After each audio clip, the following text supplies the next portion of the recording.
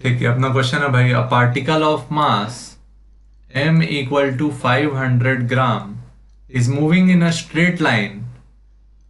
Particle है जिसका ये मास है, is moving in a straight line with velocity B X power 5/2। इतनी वेलोसिटी से यह पार्टिकल मूव कर रहा है। ठीक, the work done by net force during its displacement from x equal to 0 to x equal to 4। आपको ये पता लगाना है कि work done by net force कितना है। x इक्वल टू 4 पे देखो, इनिशियल वेलोसिटी रखोगे तो क्या आएगा, b 0 पावर 5/2 ते कितना हो जाने वाला है, 0। Initial velocity 0।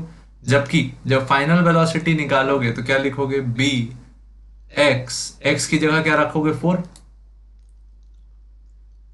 4 पावर 5/2। तो फाइनल वेलोसिटी कितना आएगा, b इंटू, इसको क्या लिख सकते थे, 2 का स्क्वायर इंटू क्या, 5/2। ये टू कैंसिल हो गया, तो वी एफ का वैल्यू क्या आया, b इंटू 2 पावर 5। 2 पावर 5 का वैल्यू क्या हो गया, 32। 32b, ये आ गया फाइनल वेलोसिटी। इनिशियल वेलोसिटी कितना है, 0। अच्छा, b का वैल्यू भी दिया है 0.25, तो वी एफ इक्वल टू क्या आया, 0.25 इंटू 32। 0.25 मतलब 1/4 इंटू 32।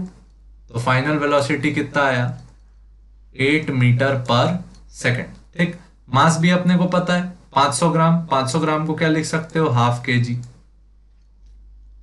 तो यहाँ पे अपने को क्या निकालना है, वर्क डन। तो अपन क्या यूज करेंगे, जब भी याद रखना, इनिशियल वेलोसिटी पता हो और फाइनल वेलोसिटी पता हो और साथ में मास पता हो, तो वर्क डन निकालने के लिए क्या यूज करेंगे, work done by all forces is equal to change in kinetic energy. This is known as work energy theorem. तो work done by all equal to क्या लिखते हैं, final kinetic energy minus initial kinetic energy. तो half m v f का square minus half m v i का square. तो half m का value 1/2, half into m का वैल्यू 1/2, वी एफ का value 8 square minus half m का value 1/2, we i का value 0 का स्क्वायर। तो क्या आया, 8 का स्क्वायर 64/4 माइनस 0। 64/4 कितना हो गया, 16 जूल।